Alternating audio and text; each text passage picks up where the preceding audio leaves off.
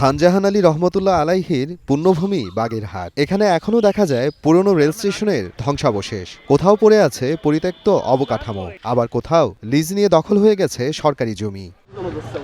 তবুও মানুষের আশা থেমে নেই। তারা চায় আবার চলুক ট্রেন।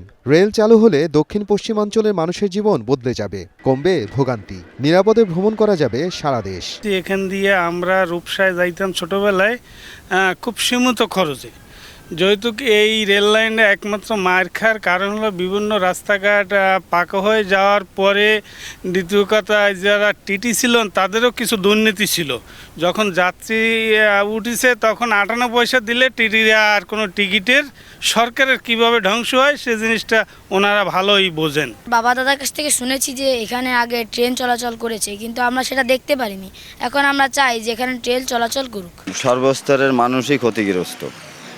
রেল লাইনটা থাকলে ভালো হইতো। গরিব মানুষের জন্য অনেক উপকার, যেহেতু যাত্রাপুর ফকিরহাটের লোকজন ওই অল্প বয়সে অল্প কামাইয়ের লোকজন যারা আছে তারা চলতে ফিরতে তাদের জন্য সুবিধা। রেল লাইনের এই যে পোল কালভার্ট, এই যে স্মৃতিগুলো, অনেক স্থাপনগুলো এখনো পড়ে রয়েছে। জমিটা পরিত্যক্ত অবস্থায় আছে এবং যে সরকার আসুক না কেন আমাদের রেল লাইনটা চালু হয়। রোডে চলতেছে, কত মানুষ অ্যাক্সিডেন্ট হইতেছে, কিন্তু রেলে এরকম তো আর হইতো না, হয়তো একটু লেট হইতো।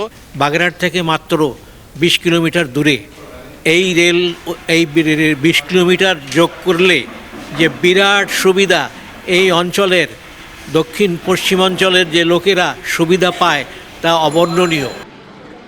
নাগরিক সমাজ বলছে মাত্র 20 কিলোমিটার রেল লাইন বসালেই আবার চালু করা সম্ভব এই রুট। ভূমি অধিগ্রহণ সবই আছে, শুধু রেলের পার্টিটা যোগ করলেই লাইনটি আবার চালু হতে পারে।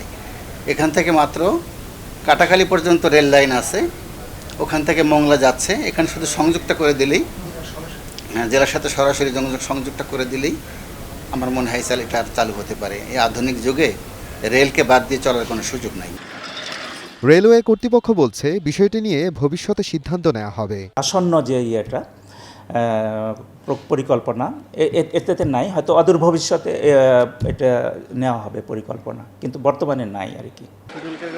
1918 সালে ব্রিটিশ আমলে তৈরি করা হয় বাগেরহাটের রেলপথ। এরপর 1969 সালে ন্যারোগেজ লাইন থেকে ব্রডগেজ লাইনে রূপান্তর করা হয়। কিন্তু 1998 সালে লোকসানের অজুহাতে বন্ধ হয়ে যায় খুলনা বাগেরহাট 30 কিলোমিটার রেলপথ। বন্ধ হয়ে যায় স্থানীয় 10টি স্টেশন।